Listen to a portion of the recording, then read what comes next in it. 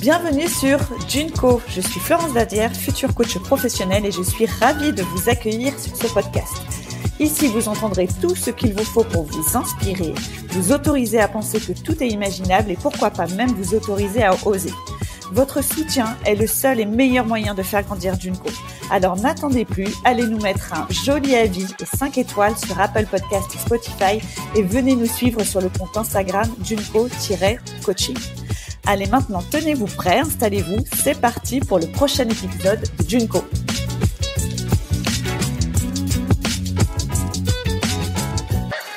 Bienvenue sur le nouvel épisode de Junko. Aujourd'hui, j'ai le plaisir d'accueillir le plus célèbre ostréiculteur de France, Joël Dupuche.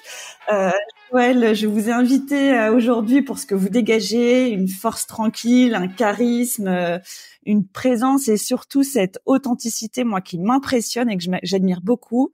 Je trouve qu'il n'y a pas de parasite, qu'il n'y a pas de superflu, qu'il n'y a pas de jeu de rôle. Quand vous prenez la parole, c'est sincère. On a accès directement à qui vous êtes, à votre cœur. Et voilà, je vous remercie beaucoup d'être là avec nous aujourd'hui. C'est super gentil. Alors déjà, Joël, de quoi vous avez besoin pour qu'on passe un bon moment ensemble? De sincérité, ça m'ira bien.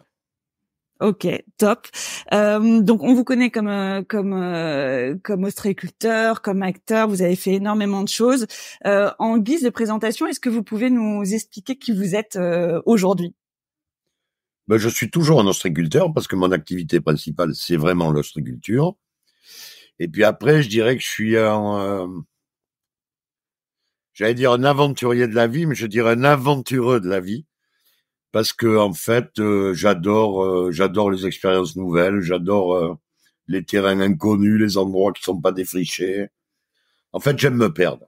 Il y a une très belle phrase que je crois j'ai dit l'autre soir d'un rabbin qui dit « Ne demande pas ton chemin à celui qui le connaît, tu pourrais ne pas t'égarer. » Et moi, j'adore m'égarer. Et je trouve que dans la vie, quand on s'égare, on découvre les autres, on découvre d'autres choses, on découvre d'autres endroits, et donc j'aime me perdre. Voilà. Donc c'est pour ça que je dis aventureux, parce que l'aventurier, c'est comme Indiana Jones. À la fin, ça finit toujours bien. Aventureux, des fois, le final est moins beau que ce qu'on aurait espéré, mais le chemin a toujours été beau. C'est ça qui est intéressant. Et qu'est-ce que ça vous représente dans votre vie, le fait d'oser, justement? Ça représente tout. Depuis tout petit, ma grand-mère, quand j'étais petit, elle me disait « Toi, t'es fou, on ne sait pas ce que tu peux faire. » Mais en fait, cette femme avait du discernement. Et moi, je suis content d'être un peu fou et d'être... de pas être orthodoxe, de pas être dans les clous. Hein. Je respecte l'ordre, moi, mais je suis très ami avec les militaires. Et les militaires, c'est une hiérarchie, c'est très hiérarchisé, c'est une structure pyramidale avec un chef et où il faut se plier aux règles. Donc, à partir du moment où je choisis de m'engager, je joue avec les règles de l'engagement. Mais si je ne suis pas engagé et que je ne suis pas tenu à des règles, j'adore me promener, j'adore me laisser porter par le courant, voilà. Et comment vous l'entretenez, cette folie-là? Alors, j'ai aucun travail, il y a aucune... C'est naturel. Il y a pas de démarche, je pense que c'est inhérent à ma personnalité et je pense qu'on a... Après, sûrement, à mon éducation, j'ai été élevé sans peur, on m'a jamais créé de peur imaginaire, on m'a jamais dit attention, fais pas ça, il va t'arriver. Donc moi j'ai eu des peurs réelles. Je suis tombé sur un serpent, me suis cassé la gueule d'un bateau. Donc j'ai eu des peurs, mais c'était toujours des vraies peurs. J'ai zéro peur imaginaire, zéro. L'autre soir, puisqu'on s'est croisés à Rennes, c'était la première fois que je montais sur scène comme ça. J'avais aucune appréhension. Vraiment, de manière qu'on rencontre une personne ou qu'on en rencontre 1000, c'est une rencontre. Et donc, voilà. Après, ce qui peut faire impression, c'est la masse. Se dire, ouh là là, il y a une masse. Mais là, je n'étais pas là pour me battre avec vous. J'étais là pour vous parler. Donc, voilà. Donc, première fois que vous montiez sur scène la semaine dernière. J'avais fait un TEDx de 13 minutes. Ouais. De 12 minutes. Mais là, je sais pas, j'ai dû faire entre 30 et 45 minutes. C'était la première fois que je faisais ce genre d'exercice devant autant de personnes, dans un théâtre, sur un truc organisé, où les gens m'attendaient pour une prestation. Donc, t'as dit que ça, a priori, personne ne vous attend. Vous racontez ce que vous voulez, comme vous voulez. Donc là, voilà, c'était une première expérience, mais où j'y étais très serein. J'avais essayé de structurer, j'avais mon ordinateur avec moi, je me suis dit, bon, mes grandes lignes, je les connais, puisque je raconte ma vie, globalement.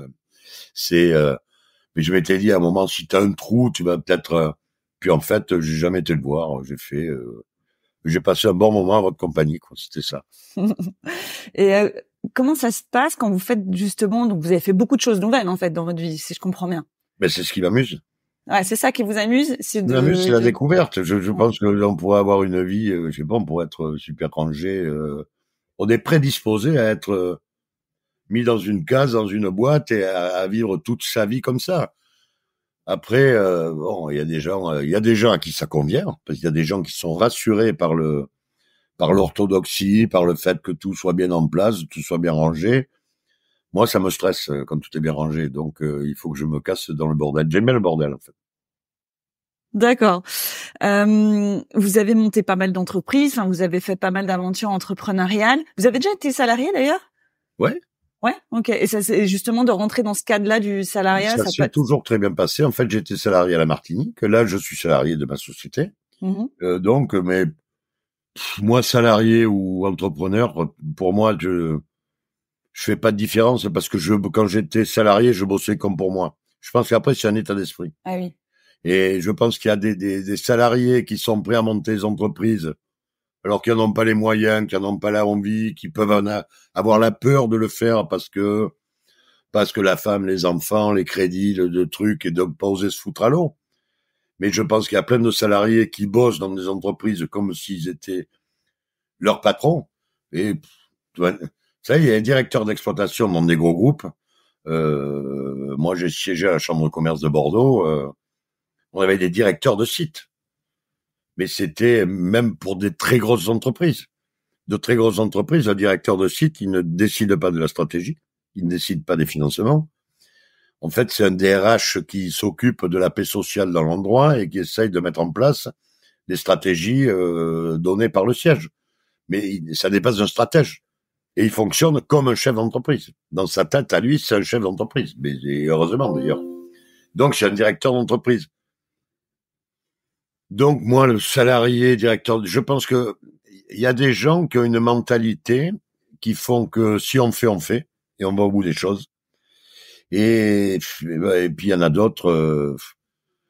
c'est l'histoire. Vous connaissez l'histoire des 3 tailleurs de pierre? Il y a 3 tailleurs de pierre qui sont assis, ils font le même travail. Les 3 font le même travail. Ils ont une pierre, un marteau, un burin, et ils taillent une pierre. Ils font exactement le même job assis côte à côte. Le premier, on lui dit, qu'est-ce que tu fais? Il dit, moi, je travaille. Le deuxième, on lui dit, qu'est-ce que tu fais? Il dit, moi, je taille une pierre. Et le troisième, on lui dit, qu'est-ce que tu fais? Il dit, moi, je bâtis une cathédrale. Et ils font la même chose. La différence, c'est que le troisième, ça va être un mec très heureux. Parce que c'est pas ce qu'il fait qui est important. C'est la vision, c'est le dessin de ce qu'il va faire et pourquoi il le fait. Et que ça rend toutes les tâches, même les plus pénibles, ça les rend belles. Ouais. Parce qu'on est inscrit avec une espérance de réalisation. Et qu'on n'est pas comme un con à faire son truc, juste dire je prends mon salaire et je me casse. Parce que ça, il y a des entrepreneurs qui essayent de fonctionner comme ça, qui ne veulent que le blé. Il y a Townsend, un mec qui était, je pense, le PDG d'Avis ou le créateur, qui disait l'argent n'est que le sous-produit de la réussite. Et la réussite, c'est la réalisation de sa vie. C'est la réalisation de ses rêves. Ça, c'est réussir. C'est pas gagner de l'argent, réussir. Parce qu'on peut être milliardaire et con comme une malle et s'ennuyer à mourir. Et d'ailleurs, j'en connais beaucoup qui s'ennuient, qui n'ont pas d'amis. Alors, ils sont blindés, hein, ils sont gavés, ils en ont jusqu'en haut des oreilles. Mais ils sont comme des cons, quoi, voilà. Alors, ceux-là, ils me font vraiment pas rêver. Ça, je les plains, en fait. J'ai plus de compassion pour eux que d'admiration. Ouais, c'est ça. Voilà. C'est presque triste, quoi. Voilà. Et donc, le plaisir, c'est de faire un truc qui nous satisfait.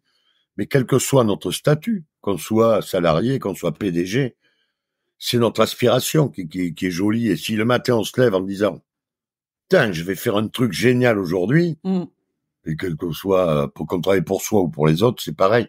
je vais faire un truc génial. C'est moi qui m'engage. Ok, Voilà. super, super intéressant. Quel rêve vous avez réalisé, vous, Joël?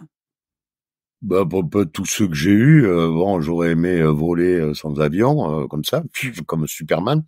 Mais non, parce que quand j'étais petit, je lisais des bandes dessinées. J'aurais aimé être un super-héros comme cela. Mais non, j'ai pas de. Je pense que j'ai à peu près été au bout de toutes mes aspirations. Je ne pense pas avoir vu un train passer que j'ai eu envie de prendre que j'ai pas pris. Ouais. Et bon, souvent les arrivées étaient pas terribles, hein, parce que c'est comme quand on fait un choix. Hein, des fois on fait le mauvais choix. Mais les voyages ont toujours été beaux. Et ce qui est important, c'est ce qu'on vit, c'est pas ce qu'on gagne. Vous avez eu des déceptions, du coup? Comment vous gérez ça, les déceptions? Non, j'ai eu des échecs. J'ai eu des échecs fabuleux. Hein. J'ai fermé une entreprise familiale ça faisait 7 générations. C'est moi qui l'ai fermé. C'est moi qui ai mis la clé sous la porte et qui ai bouclé. C'est moi qui ai arrêté l'histoire. Je fermais pas une entreprise. J'arrêtais une histoire. Donc finalement, oui, j'ai eu plein de déceptions, mais on s'en remet. On s'en remet. Et puis quand on se remet de tout. Il suffit de vouloir. J'avais une mère extraordinaire qui disait on a 2 bras, 2 jambes, une tête. Le monde nous appartient. Et si on veut, on peut. Et ben voilà. Et je pense que si on veut, on peut. Donc vous êtes resté dans dans ce guide-là de vous dire, on y va, je le sens, ça me fait vibrer, ça me fait plaisir, Et je le demain fais. sera bon. Et demain sera beau. Mm. J'ai des potes qui sont toujours inquiets de ce qui va se passer. Putain, mais je dis, mais demain sera beau. Arrête déjà de le noircir avant d'y être. Moi, la vie, c'est de l'espérance.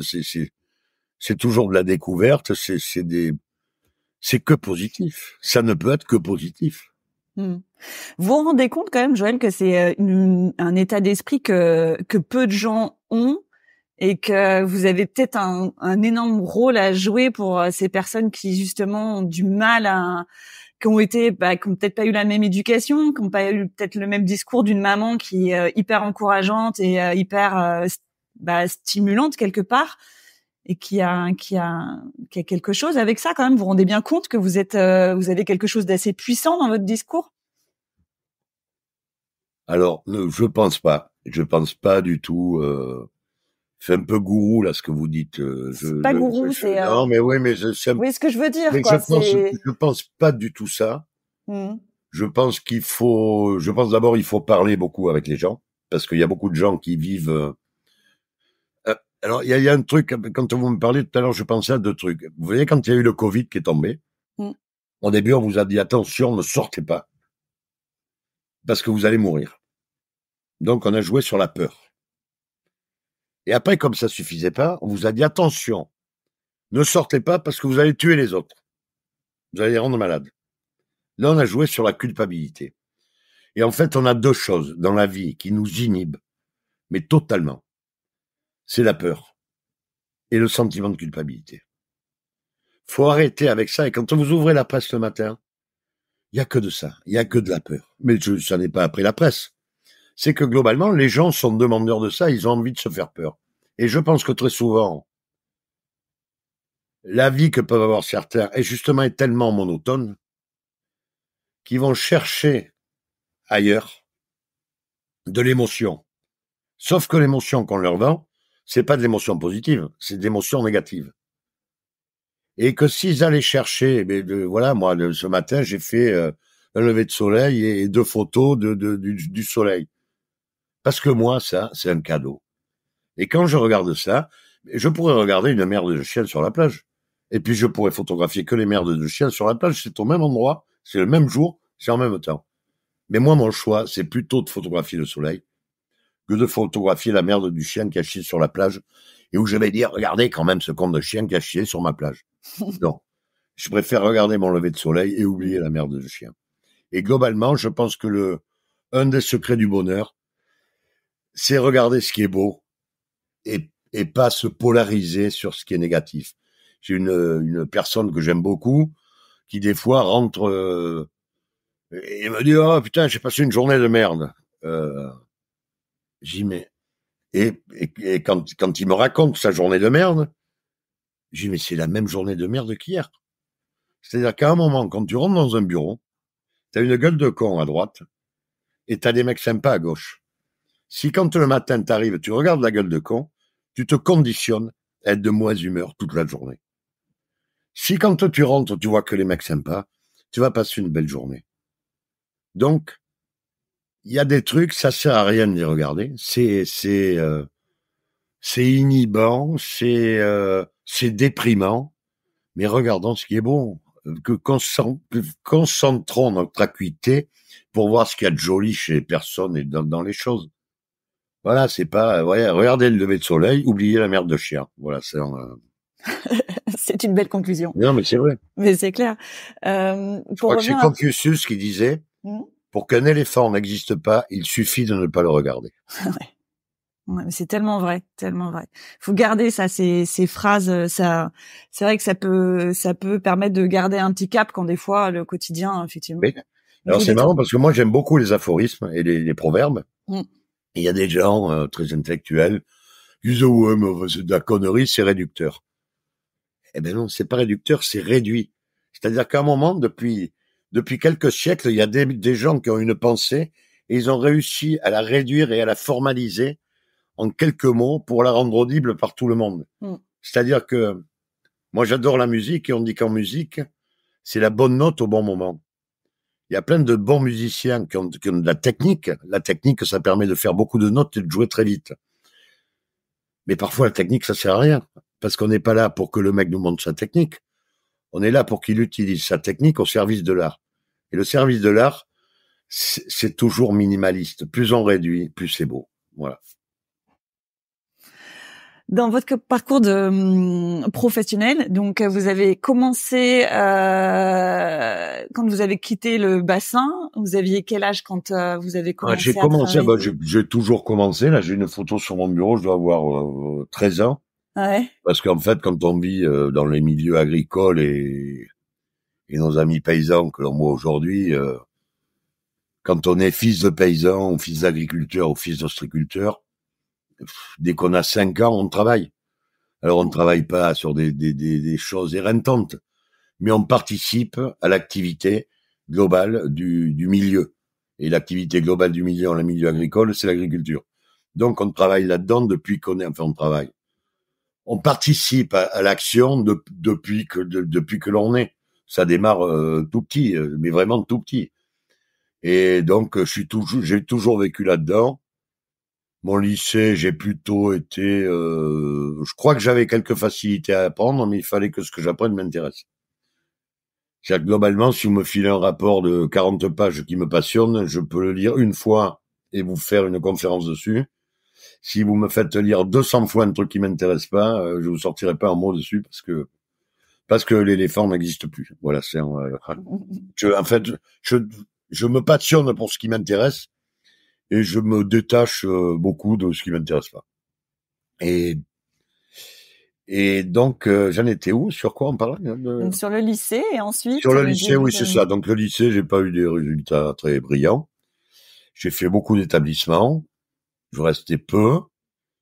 Et puis je suis parti à l'armée parce que finalement j'avais raté l'examen, j'étais pas là, j'étais en bateau quand l'examen s'est passé. Donc c'est pour vous dire la concentration que j'avais sur le sujet. Quel examen? Le bac? Vous étiez sur un bateau? Non, je devais passer mon BEP d'électronique. Ouais. En fait, j'étais parti, moi j'ai pas redoublé, j'ai rétrogradé. C'est-à-dire que j'ai fait troisième, seconde, première. OK. Ils m'ont renvoyé après la troisième. Donc j'ai rétrogradé de 2 ans. Et donc, alors là, pour le coup, j'avais des facilités parce que c'était, en termes de niveau, j'avais acquis d'autres niveaux et donc je faisais tout ça facilement. Il y avait un passage obligé qui était de passer un examen, mais comme moi, ça me préoccupait peu, ce jour-là, j'étais en bateau et donc je n'ai pas pu aller passer l'examen. Et donc, j'ai cherché un job de poids lourd, un job de chauffeur poids lourd puisque j'avais mon permis et pour pas prendre une branlée par mon père. Je vais rentrer comme je me suis trompé de date, il va me dézinguer. Et en fait, quand je l'ai appelé en lui disant, bon, ça y est, j'ai trouvé du boulot, t'inquiète pas, j'ai raté l'examen, mais, il m'a dit, écoute, tu pars à l'armée, puis tu viens travailler avec nous, et puis voilà. Donc, je suis parti à l'armée, où là, j'ai découvert, un univers complètement différent du mien, de gens qui arrivaient de partout, qui vivaient pas comme moi, qui avaient pas les mêmes valeurs, pas la même culture, pas les mêmes codes, et que je ne pouvais regarder, et qui me ressemblaient donc quand j'étais à l'armée, puisqu'on avait tous le même uniforme, la même coupe de cheveux, le même look, et qu'on marchait tous au pas les uns avec les autres, et qu'on chantait tous ensemble. Donc globalement, on était devenu une communauté. Et dans cette communauté, j'ai découvert du feeling avec des gens qui, quand on a pris le temps de parler de ce qu'on était avant, en fait, ça aurait été mes voisins, j'aurais jamais parlé. Parce que dès que la différence s'exprime, d'abord, on reste un peu enfermé dans son monde qu'on connaît, qui nous rassure, parce que c'est une espèce de cocon, et dont on sort pas. Là, on était obligé de sortir, puisqu'on était confronté à une masse de gens différents de nous, mais habillés comme nous, donc qui nous ressemblaient. Rassurant. Et donc après service militaire, donc après service, je suis rentré dans l'activité huître. Là, j'ai bossé vraiment. Là, j'ai bossé comme ouvrier ostréicole pendant 2 ans ou 3 ans où c'était rude physiquement, c'était rude, il faisait froid. Enfin, on travaillait, on avait une entreprise où on était une douzaine d'hommes dans l'entreprise, plus les femmes qui étaient à terme. Et donc, sur les parcs à huîtres, on partait avec l'équipage de gars. Et c'était rude, quoi. C'était vraiment du travail physique. On trimballait des tonnes d'huîtres. On travaillait à la fourche.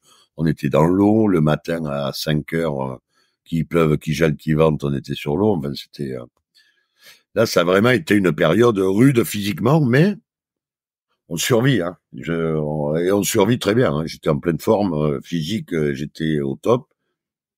Et fatigué, certes, éreinté même, je dirais. J'ai connu à cette période-là, quand on dit avoir froid dans les os, moi j'ai eu froid aux os. On partait travailler, donc on n'avait pas de vêtements techniques comme il y a aujourd'hui. Là aujourd'hui j'ai une polaire, moi, et j'ai une polaire, un pur vert. Si j'avais en avait été il y a 10 ans, j'aurais 3 t-shirts, une chemise et 2 pulls verts et pour pas avoir froid. Là aujourd'hui, on est super technique, donc léger, donc pas de transpiration. À l'époque, on partait, on mettait 2 t-shirts, 3 t-shirts, sauf que quand on avait transpiré, c'était trempe, on avait le levé. Et quand on revenait au froid et quand il fait négatif, c'était affreux, quoi. Voilà, on souffrait physiquement. Mais bon, de surpasser cette souffrance, c'était une espèce de satisfaction qui nous rendait tous heureux. Parce que même les salariés de base chez moi, voilà, quand on avait fini, on avait la satisfaction du travail accompli dans des conditions difficiles. Donc, c'est un peu les coulisses de l'exploit pour nous tous les jours. Voilà, on faisait des choses, voilà, c'est aventurier. Et donc là, vous êtes avec vos parents? Ouais, je bosse en famille, là, ouais, je bosse dans un groupe familial, père, mère, sœur, frère, grand-mère, grand-père. Donc, on a tout, et puis on a à l'époque, on doit avoir 30 ou 40 salariés. Ah oui. Donc voilà, je suis là-dedans. Là, après, je pars parce qu'on a des problèmes de commercialisation. Donc, je me déguise en BRP, j'essaye d'aller vendre mes huîtres à des restaurants. Après, je trouve un magasin à racheter, qu'on rachète donc à Bordeaux, où on fait, qui est un peu la Rolls des magasins d'huîtres de Bordeaux. Donc, on développe activement cette activité, enfin, ce magasin. Après, de ce magasin, on monte une dégustation d'huîtres, donc un concept de bistrot d'huîtres. Et on développe ça bien, avec un autre magasin dans un centre commercial. C'est vraiment le début des centres commerciaux, où globalement, tous les chefs d'entreprise performantes devaient aller s'installer dans les centres commerciaux. C'est comme ça. Donc voilà, on a fait un magasin dans un centre commercial, mais qui m'a servi parce qu'en fait, j'avais fait un magasin pur de vente. Et comme ça marchait pas, il a fallu que j'adapte ce magasin. Donc du coup, j'ai mis un comptoir devant. Sur ce comptoir, j'ai commencé à faire des dégustations et puis à faire beaucoup de dégustations. Et je me suis dit, tiens, mais il y a un créneau, dégustation. Et donc, ça m'a permis de monter derrière un concept de bar à huîtres qui a assez bien marché pendant quelques années. Et puis voilà, après, je me suis engueulé avec mon père. très fort parce que c'était un personnage merveilleux, mais c'était le boss, c'était un pater familias. Et un jour, il est arrivé, il m'a dit, j'ai décidé que. Et ben, je lui ai dit, moi, il y a personne qui décide pour moi, c'est où statu quo, où je m'en vais. Il m'a dit, c'est moi le patron, si t'es pas content, tu te tires. Je lui ai dit, tiens, voilà les clés, au revoir, et je suis parti. Et je suis parti, et là, j'ai remonté un bar à huîtres, puisque je savais faire que les huîtres, et je ne connaissais que ça. Et comme j'étais assez connu à Bordeaux, ce bar à huîtres a très bien marché, je l'ai tenu pendant 2 ou 3 ans. Et puis après, je suis parti, j'ai croisé une dame qui m'a dit, je pars aux Antilles, et je lui ai dit, je pars avec toi. Voilà. Et donc, je suis parti à la Martinique. Là, j'ai fait 2 ans et quelques à la Martinique. J'ai bossé dans le rhum, donc j'étais directeur commercial des rhums Trois-Rivières. Mhm. Ce qui me passionnait, parce qu'en fait, le rhum à la Martinique, c'était comme les huîtres sur le bassin d'Arcachon. C'était vraiment le produit... c'est le produit du terroir, quoi, Oui. un des produits principaux de l'activité économique du pays. Et puis là, j'ai repris l'affaire que j'avais laissée à Bordeaux, que j'avais laissée en gérance. Je l'ai reprise parce qu'elle se cassait la gueule. Et puis là, une fois que j'étais reparti, bien après, j'en ai monté d'autres. J'ai monté Dijon, Paris, Bayonne, Biarritz, voilà. Puis après, j'ai continué à développer les activités d'huîtres. Donc, on avait à cette époque-là une activité en Bretagne, une activité au Cap-Ferré, des bars à huîtres. Après, j'ai monté une grosse brasserie qui s'appelait le Port de la Lune, qui était une affaire splendide avec 2 copains à moi. Et puis après, il y a eu la crise de la souris en 2005. Alors, la crise de la souris, c'est pas la souris qui était ennuyée, c'était moi. En fait, on piquait les huîtres, on piquait les souris avec des extraits des pâtes au pancréas d'huîtres pour tester si les huîtres étaient toxiques. Et en fait, comme ce test était bidon, ben on a été fermé 2005, 2007, 2008, 2009, 2010. Oh. On était à peu près fermé tous les ans, comme on a eu la fermeture des huîtres cette année, comme le Covid.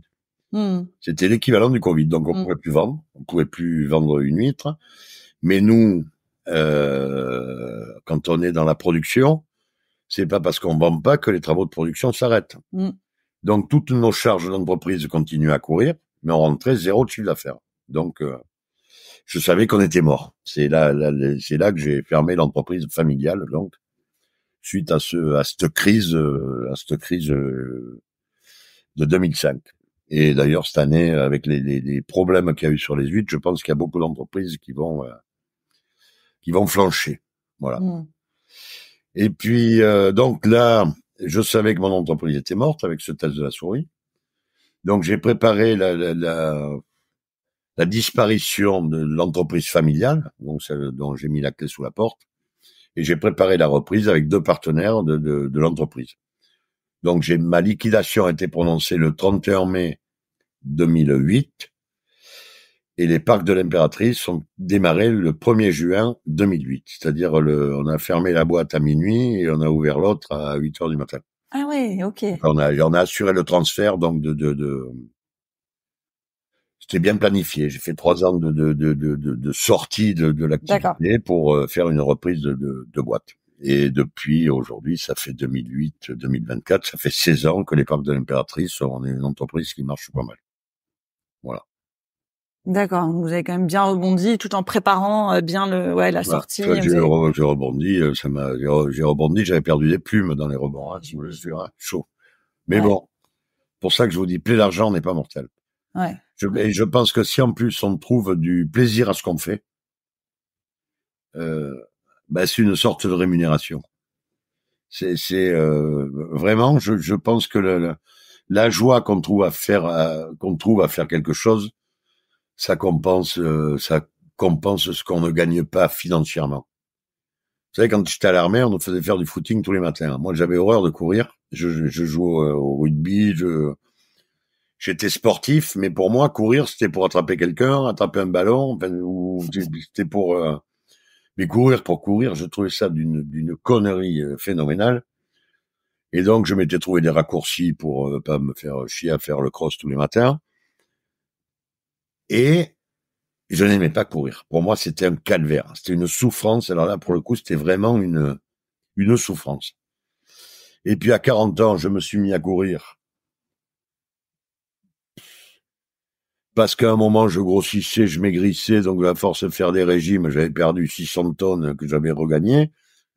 Et je me suis dit, bon, tu faisais beaucoup de sport, il y a qu'un truc, c'est de faire du sport. Donc tous les soirs, je me suis calé dans une salle de gym et tous les soirs, j'allais faire 1 heure d'exercice physique. Et j'ai commencé sur les tapis roulants et j'ai commencé à courir. Et en fait, j'ai pris le goût de la course. Et j'ai commencé à trouver de l'intérêt à la course. Et ce qui, à 20 ans, me faisait gerber, et à 40 ans, ça me faisait plaisir. Et comme quoi, c'est pas l'action qui compte, c'est la manière dont on la vit. Et que si dans une entreprise, on est heureux, on se réalise, on se fait plaisir, on est capable de gagner peu. Il y a plein de mecs qui ont monté des entreprises qui gagnaient peu d'argent, mais qui s'éclataient parce qu'ils allaient au bout de ses rêves. Ils allaient au bout de leurs rêves. Et d'aller au bout de ses rêves, c'est beaucoup mieux que de gagner au loto. Voilà.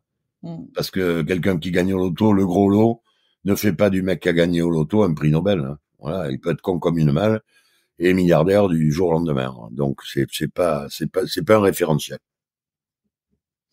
Et qu'est-ce qui vous fait plaisir aujourd'hui? Tout. Tout. Une rencontre. Je suis content d'être avec vous. Ouais. Là, je passe un très joli moment avec vous et je vous remercie d'ailleurs. Non, mais c'est vrai. C'est une surprise. Mais pour moi, l'aventure et la surprise sont au coin du chemin. Moi, je regarde toujours le monde avec un émerveillement absolu. Aujourd'hui, je ne sais pas très bien ce que je veux, parce que j'espère toujours que l'instant, que le moment va me surprendre, que les gens vont me surprendre. Par contre, je sais bien ce que je veux plus. C'est-à-dire qu'aujourd'hui, je suis très déterminé sur ce que je ne veux pas, mais ce que je veux, j'espère toujours être surpris et et garder un regard d'enfant sur tout et avoir la surprise à chaque coin de rue. Mais je suis très déterminé quand je ne veux pas. C'est-à-dire que pour moi, le fait de dire je n'ai pas envie, c'est la meilleure des explications pour ne pas faire. Parce que si on fait quelque chose sans envie, on va le faire mal. Voilà. Et que je me suis aperçu depuis tout petit que quand un truc part à la merde, ça finit à la merde. Alors autant ne pas y aller. Autant clôturer de suite, dire non, c'est bon, on s'arrête. Et quel est votre rapport aux relations amicales, à l'amour, aux autres, comme ça? Comment c'est dans votre vie? Mais je pense qu'on ne peut pas vivre sans les autres. Alors il y a tout. J'ai une phrase que j'ai adorée un jour, je sais plus qui c'est qui l'a dit. Il a dit il n'est d'amitié que d'instant. Moi, je crois qu'il y a des instants de partage, il y a des instants d'émotion avec des gens qui resteront gravés jamais dans notre mémoire familiale, dans notre mémoire personnelle. Et que de ces instants est né ce qu'on peut qualifier d'amitié. C'est-à-dire que en permanence, on pense à cette personne ou à cette chose-là avec amitié, avec amour, avec envie, avec désir, peu importe. Mais il n'y a pas de quotidien dedans. Donc il y a des gens pour qui l'amitié, il faut que ça soit un quotidien, qu'on se voit tous les jours, qu'on se parle tous les jours. Je crois pas. Je crois que c'est l'habitude. C'est pas de l'amitié. D'ailleurs, des fois, quand ça s'arrête, parce qu'il y a des bouleversements de vie, on s'aperçoit que sur le groupe de 10, il y en a peut-être un qui nous manque, et puis les autres, ils passent aux abonnés absents. On les voit pas, mais ils nous manquent pas. Et bon, non, je crois que je crois vraiment que la relation et l'amitié, c'est les instants qu'on partage. C'est pas du tout une sorte de répétition permanente, de déclaration d'affection. Non. C'est, voilà. On partage quelque chose dans un domaine et on le partage fort. Mais pour moi, c'est une amitié. C'est voilà. Et puis après, il y a des gens. Alors moi, après, je classe les gens avec ceux avec qui j'irai à la guerre et puis ceux avec qui j'irai pas. Et il y a des gens, s'ils me disaient, on va se battre là, je sais que je vais pas aller avec eux parce que je sais que je vais me battre tout seul. C'est, il y a des, voilà. Il y a des techniciens, voilà, il y a des gens qui ont pas de burne, quoi. Les gens qui ont pas de burne, ça se sent et qui sont prêts à vous envoyer au combat, n'importe quoi. Alors si je suis assez con pour y aller, parce que j'aurais pas manqué de discernement sur l'individu qui m'aura envoyé, faut qu'il espère qu'un truc, c'est que je revienne pas. Parce que je vais être dangereux pour lui. Voilà. Et les déceptions justement. Les avec les gens, déceptions, on oublie. Ouais. La déception, ça sert à... Alors, je pars du principe que les gens ne nous trompent pas. On se trompe sur les gens. C'est nous qui nous trompons. Ok. Vous faites un recrutement. Vous avez au début 20 mecs. Sur les 20, vous en sélectionnez 6, 8 ou 10. Sur les 10, vous faites une shortlist de 5. Et puis dans ces 5, vous les voyez. Et en fait, il n'y en a aucun qui correspond 100% à ce que vous demandez. Il correspond à 80, 90, 75. Sauf que vous avez besoin de quelqu'un. Il faut absolument que vous ayez quelqu'un. Donc, vous vous contentez, sciemment, de 80% de ce dont vous avez besoin, mais en pensant intérieurement que de toute manière, vous allez arriver à faire 100%. Parce que je vais arriver à Non, en fait, l'individu, il est comme il est. Sauf qu'on l'a recruté en espérant nous, qu'on allait en faire autre chose, ou l'amener ailleurs, et que lui, même s'il nous donne tout, il pourra pas aller ailleurs. Parce que si un mec court pas le 100 mètres en 11 secondes, s'il le court en 15 secondes, on va pouvoir l'entraîner beaucoup, il courra pas en 11 secondes. Donc, et en fait, on peut se prendre le bouilli en disant, mais le mec, il répond pas au bout d'un moment à la demande. Mais s'il répond pas à la demande, c'est notre faute. C'est parce qu'on l'a recruté alors qu'il était à 80% de ce dont on avait besoin. Mais qu'on n'avait pas le choix, parce qu'il n'y en avait pas d'autre. Et que donc, on a pris celui-là en dépit, mais c'est un choix que nous, on a fait. C'est pas lui qui l'a fait. Et donc, j'ai pas le droit d'en vouloir à ce gars de pas avoir la compétence 100%, puisque c'est moi qui l'ai recruté à 75. Et donc, moi, je ne suis... j'ai lu une jolie phrase l'autre jour, un peu courte, qui disait « L'homme faible se venge, l'homme fort pardonne, et l'homme sage oublie. » Moi, j'ai tendance à oublier. C'est-à-dire qu'à un moment, une fois que c'est passé, quoi. C'est fini. On va pas réécrire l'histoire. Il faut pas essayer. Moi, ce qui m'intéresse, c'est toujours ce qu'il y a devant, ce qu'il y a derrière. Il y a une très belle phrase du Dalai Lama qui dit « Les hommes espèrent leur avenir, regrettent leur passé et oublient de vivre le présent. Ils vivent en ayant peur de mourir et ils meurent en ayant oublié de vivre. » Alors moi, vous pouvez pas me la coller, celle-là, ça ne colle pas du tout à ma vie. Ça n'arrivera jamais. Voilà. Vous avez l'air de vachement suivre vos intuitions, quoi. Vous êtes vachement dans le, voilà, vous savez, la vie, l'expérience vous a amené à être très déterminé sur ce que vous voulez plus. C'est ça. Mais une fois qu'on a déterminé ce qu'on veut plus, la vie est vachement plus simple. Ouais. Parce que, mais je disais ça à mes fils, vous voulez, d'accord. Mais si vous voulez être un virtuose au violon, il faut que tous les matins, vous fassiez des gammes pendant 4 heures pour améliorer votre technique et peut-être pouvoir penser à accéder un jour à un certain niveau musical. Peut-être. Mais si vous ne voulez pas faire 4 heures de travail fondamental tous les matins, oubliez, n'espérez même pas rentrer dans cet univers-là. Il n'y aura pas votre place. Donc très souvent, il y a des gens qui disent j'aimerais, sans forcément appréhender les contraintes de ce que donnerait leur choix. Et puis que s'ils réfléchissent bien à leur choix, ben ils se disent non, mais comme ça, je veux pas. Enfin, comme la partie que va m'imposer ce choix, je n'en veux pas. Mais ce choix, c'est même plus la peine qu'ils y pensent. Et que je pense que pour faire des gens qui ne soient pas frustrés, et je pense qu'il faut qu'ils réfléchissent plus à ce qu'ils ne veulent pas, pour commencer, plutôt que de réfléchir à ce qu'ils aimeraient, parce qu'on aimerait, si vous me dites, t'aimerais quoi? Moi, j'aimerais être chef d'orchestre et diriger un orchestre symphonique, voilà, j'adorerais ça, j'aimerais être pilote de chasse, j'aimerais être pilote d'hélicoptère, j'aimerais plein de trucs, sauf que c'est pas la peine de se prendre le chou, ça sert à rien, ça ne sera pas, donc, il faut, j'aime l'impossible, mais il faut réfléchir au plausible, voilà, et pas se perdre dans des quand j'étais à la Martinique, on appelait ça des plans Caraïbes. Il y a toujours des mecs qui avaient des plans extraordinaires, et puis à la fin, il y avait toujours un lézard, ça marchait pas, quoi. C'était, voilà. Quels sont vos modèles, vous? C'est qui les personnes qui vous inspirent? Vous avez des gens comme ça où vous dites... Ah ben depuis tout petit, je me suis construit avec des modèles. Ouais. C'est-à-dire que je croisais des gens disant tiens, quand j'aurai leur âge, j'aimerais quasiment être lui, tu vois, ou comme lui. Et en fait, ça c'est comme le recrutement, c'est-à-dire qu'à un moment, on ne juge qu'avec le regard qu'on a à un instant T, on juge la personne aussi à un instant T. Mais le problème, c'est qu'on avance, on court pas tous à la même vitesse, on n'évolue pas tous de la même manière.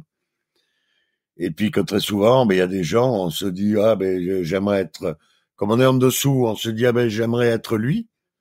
Et puis à un moment, on le dépasse et on se dit oh putain j'ai eu de la chance de pas être lui quoi. Donc je crois qu'on se construit tous un peu comme ça avec des modèles quand on est gamin. Voilà, il y avait je sais pas, quand j'étais ado, il y avait des mecs qui me faisaient rêver parce qu'ils avaient une mobilette Malaguti, ils avaient des pantalons pattes d'éléphant habillés comme les mecs modernes, ils avaient les cheveux longs, ils plaisaient aux filles parce qu'ils étaient décalés. Et je me dis ah putain, j'aimerais être comme lui, mais j'avais 11 ans et puis quand je suis arrivé à 15 ans, j'ai dit oh, j'ai eu du bol de pas être comme lui quoi. Voilà, non, et puis après il y a des gens qui m'ont marqué par leur en fait, ce qui m'a marqué le plus, voilà, c'est que chez tous les grands, toutes les personnes, et j'ai eu la chance, c'est une chance, de croiser des gens extraordinaires. Et ce qui m'a le plus marqué chez tous ces gens-là, c'est l'humilité. Tous les grands sont des gens humbles.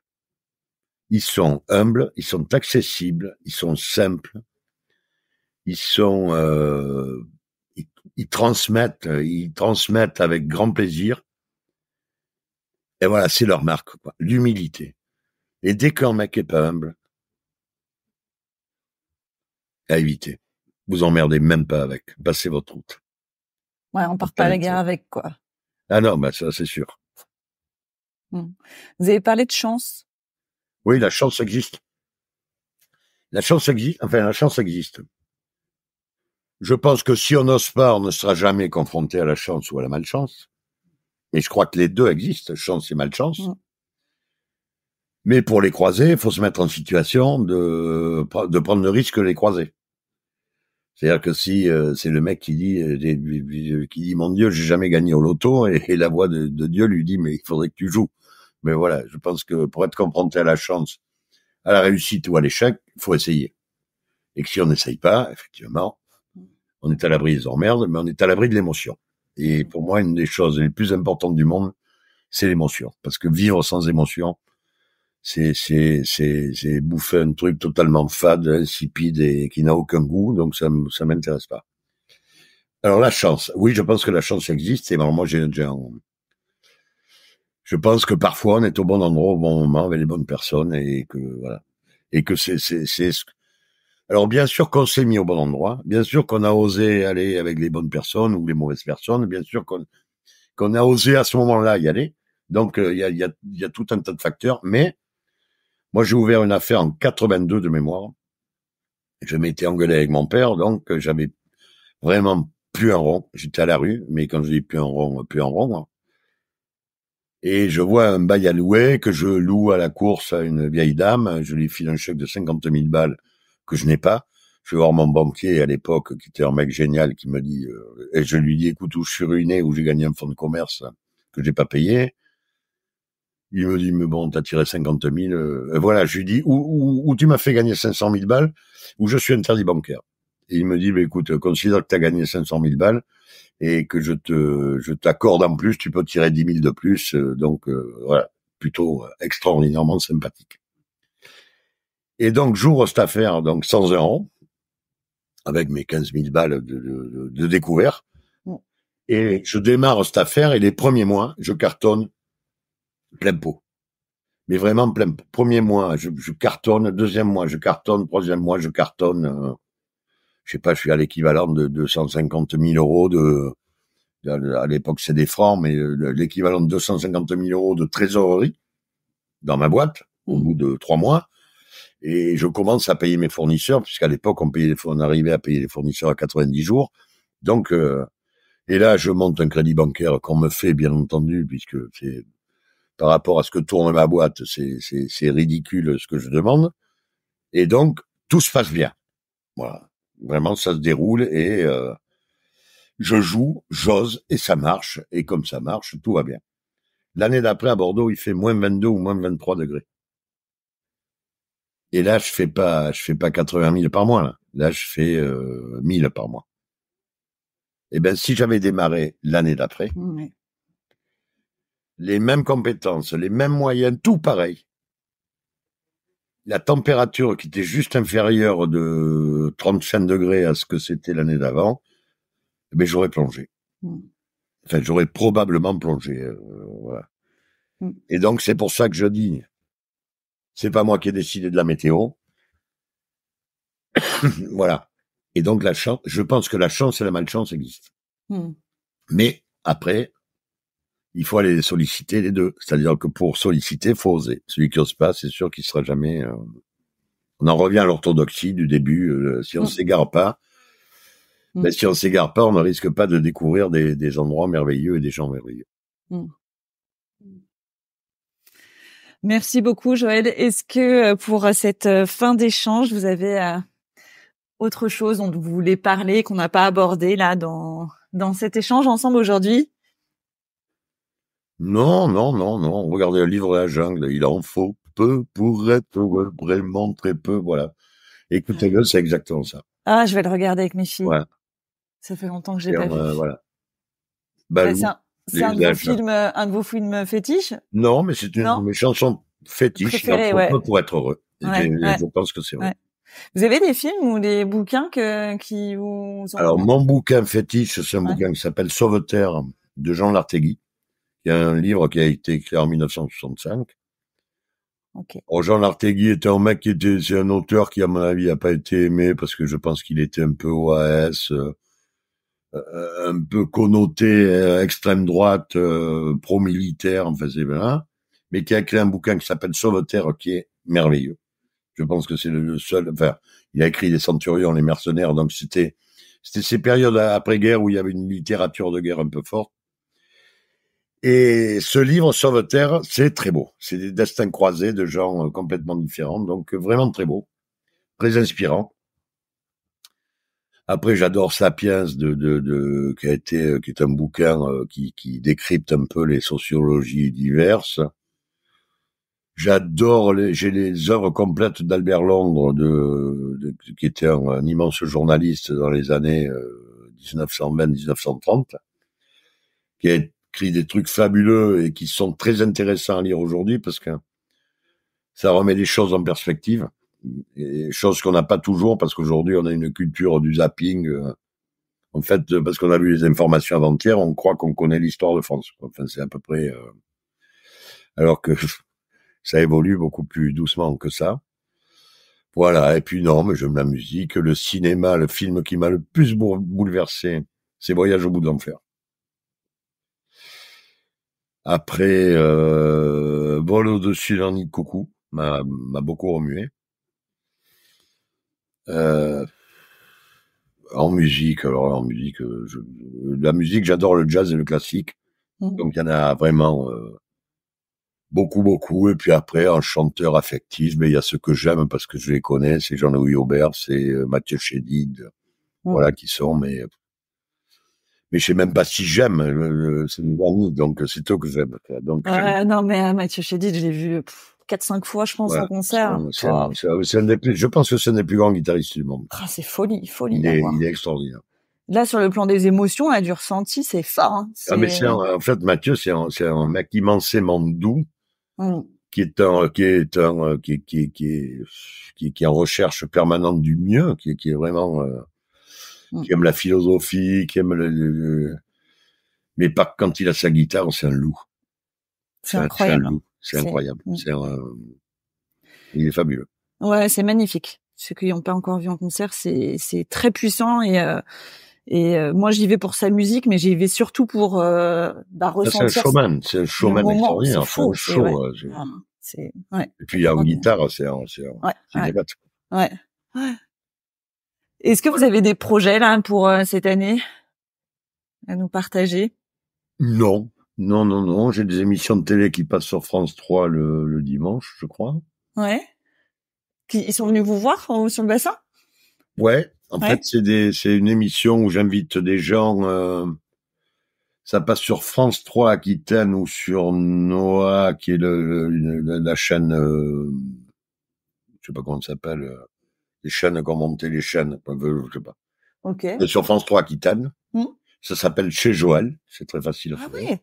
Mais c'est votre émission alors? Ouais. Et je fais une émission où j'invite une star nationale. Donc là, l'émission qui va passer, j'ai eu Philippe Laville qui est venu. Et je le présente à des gens de chez nous, de la Grande Aquitaine, qui font des trucs un peu originaux, qui soient associatifs, qui soient industriels, qui soient artisans. Mais des gens, voilà. J'ai une femme que j'aime beaucoup qui a monté une association qui s'appelle Life is Rose, qui s'occupe du traitement social des gens qui ont eu le cancer et qui sont un peu désocialisés. Je vous la fais simple. Globalement, une nana qui a le cancer, son mari se casse, elle perd son boulot et elle se retrouve dans la merde. Voilà. D'accord. Enfin, pour faire simple. Ouais. C'est ce qui n'est pas forcément le cas, mais hypothèse, ça se passe comme ça. Elle va se retrouver en lourde difficulté, donc cette dame, donc Nathalie Lauti-Savario, a monté une association qui s'appelle Life is Rose et qui s'occupe de leur trouver des apparts, de leur filer un coup de main, de leur faire des joints financiers pour qu'en plus de combattre la maladie, elles ne combattent pas la vie sociale, quoi. Voilà. C'est ça. Oui, c'est voilà. Un gros sujet, ça. On reçoit donc des gens comme ça, une jeune femme qui avait vous savez que les gens qui font pondre les poules pondeuses, quand elles baissent en rendement, on les envoie à l'abattoir. C'est comme ça, c'est la règle. Et en fait, une nana qui a monté une association qui récupère les poules pondeuses qui ont plus de rendement et qui les fourgue dans des familles à droite à gauche, donc qui les recycle, voilà. Ok. Donc après, j'ai reçu un porcelainier de Limoges qui a réussi à faire entrer la porcelaine dans les écoles, qui est pour remplacer le plastique. J'ai reçu Justine Dupont, qui est une surfeuse qui surfe les plus grandes vagues, puisqu'elle surfe à Nazaré au Portugal, où les vagues font 32 mètres de haut. Donc, je sais pas si vous imaginez le truc. J'imagine, mais je pense qu'on n'imagine pas vraiment en tant que... Voilà. Et puis après, j'ai reçu Chico des Gypsy Kings, j'ai reçu Gaëtan Roussel de Louise Attaque, qui est un mec merveilleux. Voilà, après, donc, dans cette émission, on reçoit ça. Et puis, en fait, l'idée, c'est quasiment un repas de copains avec un chef cuisinier du coin un peu connu. Donc, il va nous travailler des produits, il nous parle des produits du coin. Ensuite, il nous les cuisine, donc il nous parle de son plat. Et en fait, il nous sert à table, on est 4 ou 5. Et en fait, c'est un repas de copains où des gens, c'est comme si on recevait un ami et ou qu'on recevait une table d'amis et qui se connaissent pas et qui se présentent les uns les autres, quoi, voilà. C'est comme ça se passe dans la vraie vie. Ouais. Voilà. C'est ça, l'émission, c'est ça. Ouais, sympa. Et bon, on ira voir ça. Super. Donc là, vous avez des potes célèbres maintenant, mais donc là, vous les prenez à votre table comme si c'était moi, quoi. Mais c'est exactement ça. Mais si vous passez, d'ailleurs, on mangera à ma table. Voilà. Mais c'est une invitation, Joël. Je vais vous une sorte.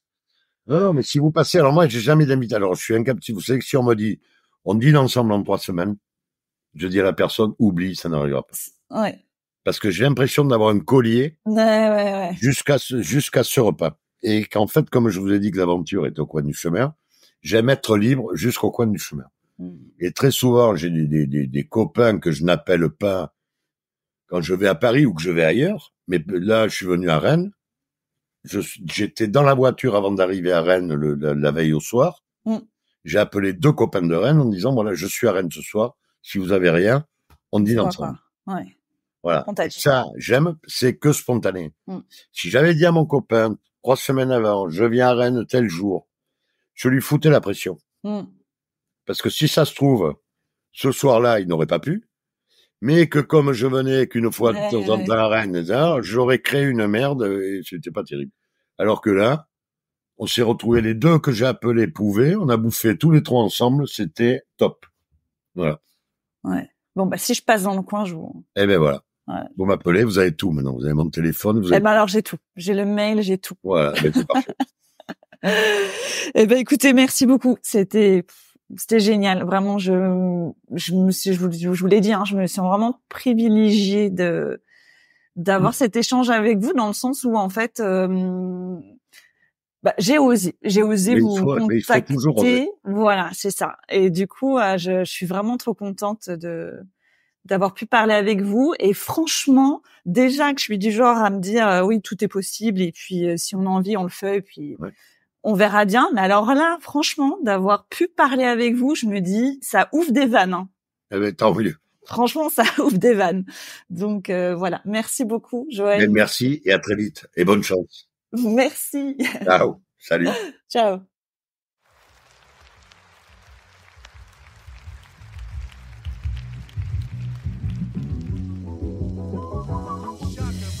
Merci d'avoir écouté le podcast et j'espère que cet épisode vous a plu.